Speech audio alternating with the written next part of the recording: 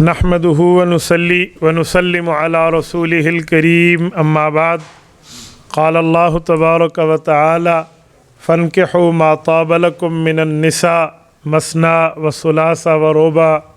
عن أبي هريرة رضي الله تعالى عنه قال قال رسول الله صلى الله عليه وسلم تنكح المرأة لأربع: لمالها، لحسبها، لجمالها، لدينها فاظفر بذات الدين.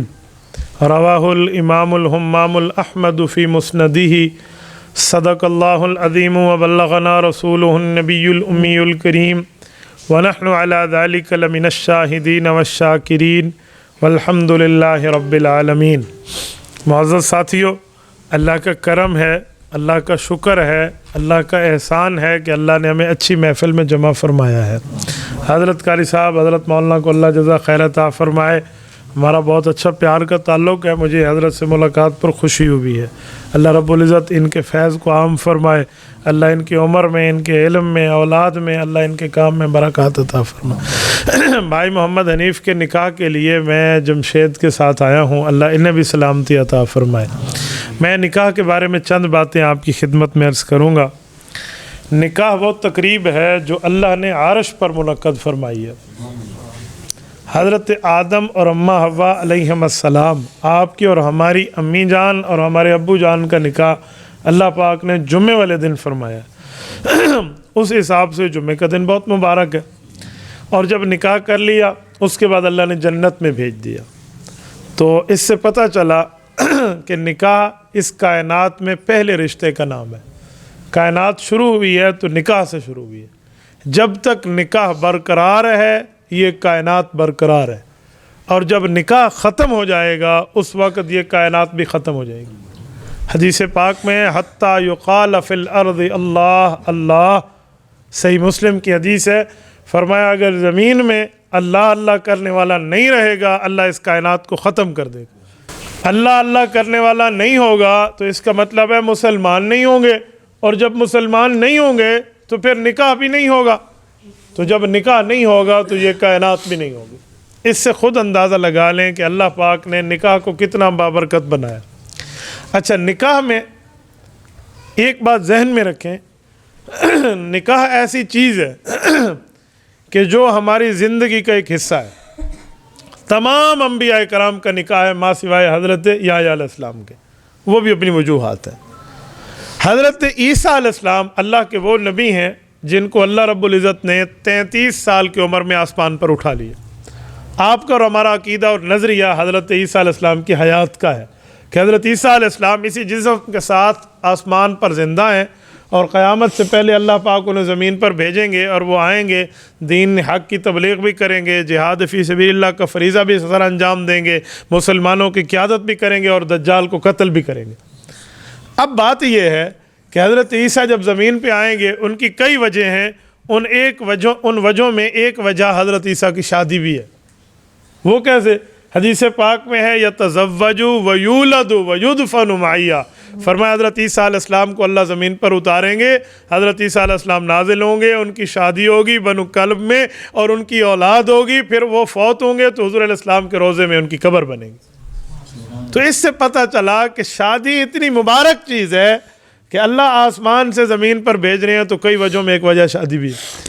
جو لوگ بغیر شادی کی زندگی گزارتے ہیں، جو ہمیں شادی کی کیا ضرورت ہے، ہم نے شادی نہیں کرنی جی، جب تک پاکستان ہندوستان ایک نہیں ہوتا ہم شادی نہیں کریں گے، اس طرح کی کئی باتیں ہمارے ملک میں موجود ہیں. تو وہ سنت سے انکار نہیں ہونا چاہیے، یہ آداب کے خلاف ہے، ایسی کوئی بات نہیں ہے. اور یہاں ہمارے یہاں ایک اور رواج چل پڑا ہے، اگر کوئی بچہ اپنی شادی کے بارے میں اپنے والدین کو کہتا ہے کہ امی ابو میری شادی کر دیں، تو معاشرے میں اسے معیوب سمجھا جاتا ہے. ایکو بیل بیل پئی پئی ہے، ایکو بہت جلدی ہے. یہ باتیں غلط ہیں، بالکل شریعت کے خلاف ہیں.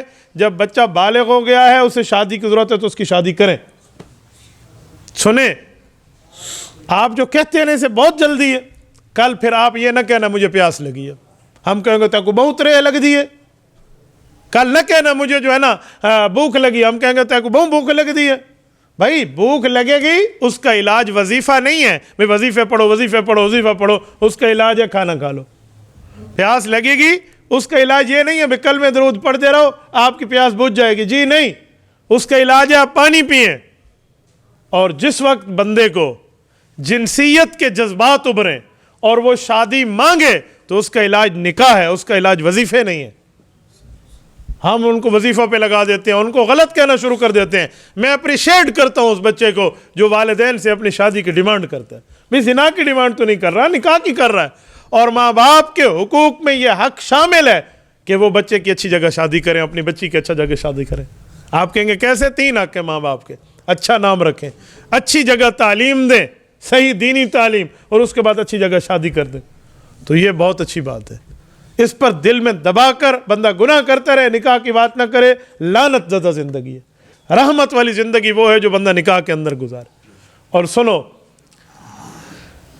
یہ راحت جو نکاح میں ہے، یہی راحت بندے کو قبر میں ملے گی. صحیح بخاری حضور پاک علیہ الصلوۃ والسلام کی حدیث کا مفہوم ہے، جلد اول، نم کنومت العروس. حضور علیہ السلام نے فرمایا جب کوئی بندہ قبر پہ جائے گا، مؤمن کامل ہوگا، سوالات کے جواب دے گا، تو اس کو قبر میں جنت کی کھڑکی کھول کے جب سلایا جائے گا تو فرشتے کہیں گے دلہن کی نیند سو جا. دلہن کی نیند سو جا کیوں کہا؟ وجہ تو اس کا مطلب ہے کہ شادی میں کوئی راحت ہے نا، شادی میں کوئی آرام ہے نا، شادی میں کوئی تلذذ ہے نا. تو اسی لیے اس سونے والے کو بھی نم کا نومت العروس، دلہن کی نیند سو جا. تو کیوں ہم اس جو شریعت ہمیں جائز طریقے پہ سیکچول پاور ڈیزالو کرنے کا طریقہ بتاتی ہے، ہم وہاں کیوں نہیں آتے؟ معاشرے میں کوئی بچہ شادی کا کہہ دے، پہلے تو کہتا نہیں ہے. ایک میرا شاگرد ہے، روز مجھ سے آ کے پوچھتے استاد جی کوئی وظیفہ بتا دے، مجھ سے گناہ ہوتے. تو میں نے کہا شادی کر لو. امی ابو کو کہتے ہوئے شرم آتی. میں نے کہا شرم میں کہتا ہوں. کہ آپ نہ کہنا. میں نے کہا کیوں؟ کہ تو ایک بار میں نے کہا تھا تو اتنی گندے گندے پیو ماما کو آنے نہیں ٹھن عاشق کر لے کو. ماں باپ مجھے غلط آنکھیں دیکھتے ہیں، ایسے آنکھیں پھاڑ پھاڑ کے شادی پوچھ رہا ہے. میں نے کہا میں تیرے ابو سے بات کروں گا. میں نے خود ہی بات کی اور میں نے ان کے ابو سے کہا آپ ان کی شادی کیوں نہیں کرتے؟ جی ابھی چھوٹے ہیں. میں نے کہا شادی کی عمر کیا ہے؟ اسلام شادی کی عمر کیا بتاتا ہے؟ اس کے باپ کا منہ چھوٹا سا ہو گیا. میں نے کہا آپ مسلمان ہیں، آپ نے کلمہ پڑھا ہے، آپ دین رکھتے ہیں، بتائیں شادی کی عمر کیا ہے؟ چپ. کہتے ہیں اصل تو بالغ ہونا ہے، بس اس کے بعد شادی کر دیں. تو میں نے کہا آپ کے بچے کو بالغ ہوئے 10 سال ہو گئے، آپ شادی کیوں نہیں کرتے؟ شادی کیوں نہیں کر رہے آپ؟ وجہ آپ تشریف رکھیں، میں بلاتا ہوں ابھی. تو میں نے کہا وجہ آپ شادی کیوں نہیں کرتے؟ تو خاموشی ہے. تو میرے دوستو اصل میں شادی کو رواج دو. یہ حضرات بیٹھے ہیں، حضرت سے پوچھیں، علماء سے پوچھ لیں. آپ ہمارے پاک پیغمبر صلی اللہ علیہ وسلم کی امی اور ابو حضرت آمنہ اور حضرت عبداللہ رضی اللہ عنہما، ان کی شادی 17 اور 18 سال کی عمر میں ہوئی ہے. ہمارے رسول اللہ کی امی ابو کی شادی حضرت عبداللہ اور حضرت آمنہ، حضرت عبداللہ 18 سال کی عمر میں فوت ہوئے ہیں. ابھی رسول اللہ صلی اللہ علیہ وسلم دنیا میں تشریف نہیں لائے تھے، ماں مبارک ماں کے پیٹ مبارک میں تھے اور آپ علیہ السلام والد دنیا سے تشریف لے گئے. تو حضرت اماں آمنہ کی وفات 24 سال کی عمر میں ہے، جس وقت رسول اللہ کے 6 سال پورے ہو چکے تھے اور 7واں سال حضور علیہ السلام کی عمر مبارک کا چل رہا تھا. تو 6 سال کی حضور پاک کی عمر ہو چکی ہے اور ماں کی عمر 24 سال ہے. ہم اپنے گریبان میں جھانکیں، ہماری بچیوں کی عمر 24 سال تو شادی کی ہوتی ہے، اور حضرت اماں آمنہ کا بیٹا اس وقت 6 سال کا ہو چکا ہے جو اس کائنات کا سربراہ ہے.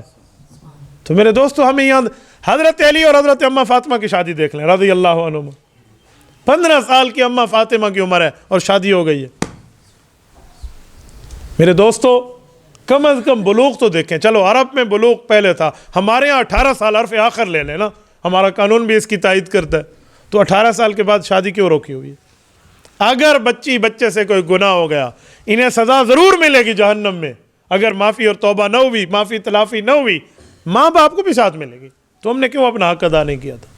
تو اسی لیے اپنے گھر میں نکاح کو رواج دو تاکہ حیا پیدا ہو معاشرے میں، آنکھ میں بھی حیا پیدا ہو اور معاشرے میں بھی. اور شادی 6 چیزوں کا نام ہے، دل پہ لکھ لو. 7ویں چیز شادی میں نہیں ہے. شادی میں 2 فرض ہیں، 1 واجب ہے، 3 اور 3 سنتیں ہیں، 3 + 3 6. جو 2 فرض ہیں جس کے بغیر نکاح نہیں ہوتا، ان میں پہلا ہے ایجاب اور قبول، آفر اور ایکسیپٹ. میں بچی دے رہا ہوں، میں بچی لے رہا ہوں، بنیاد. نمبر 2 مسلمان کم از کم گواہ شرط ہے، اس کے بغیر نکاح نہیں ہوتا.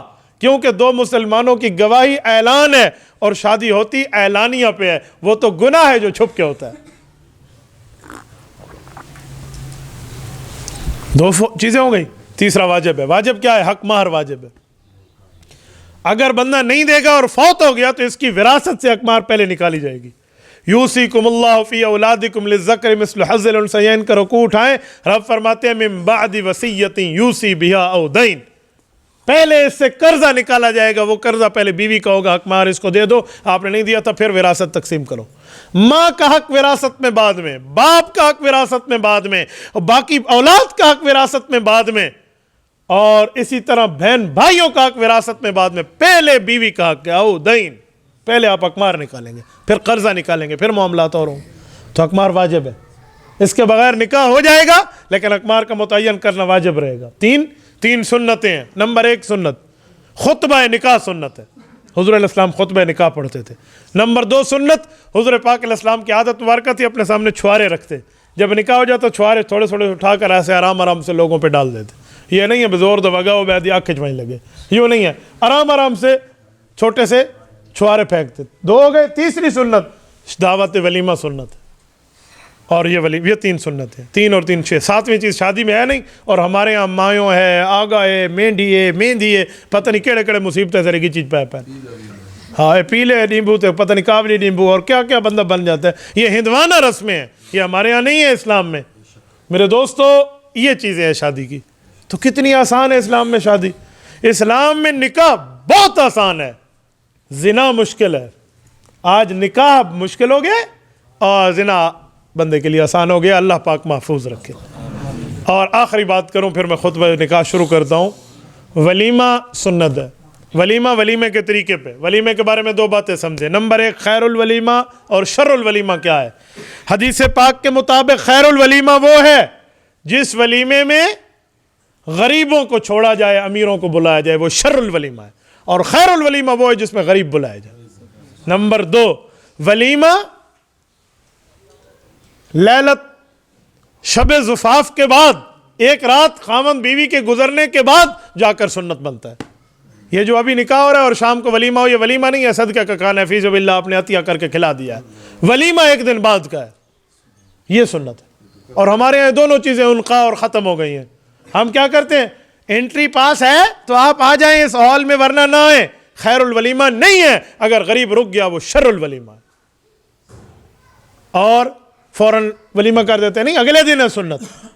میرے دوستو جو گلیوں میں ولیمے ہوتے تھے، جیسے ہم نے اپنے بڑوں کے دیکھے ہیں، ہر غریب بھی آ جاتا تھا، فقیر بھی بیٹھ جاتا تھا، خیر الولیمے ہوتے تھے، وہ رشتے چل پڑے ہیں، آج تک ہماری ہم اولادیں موجود ہیں، ہمارے ماں باپ کے رشتے چلیں۔ آج ہمارے رشتے چلتے کیوں نہیں ہیں؟ ہم خیر الولیمہ نہیں کرتے، ہم شر الولیمے کرتے ہیں۔ اللہ پاک محفوظ رکھے۔ جزاکم اللہ تعالی وآخر دعوانا ان الحمد للہ رب العالمین۔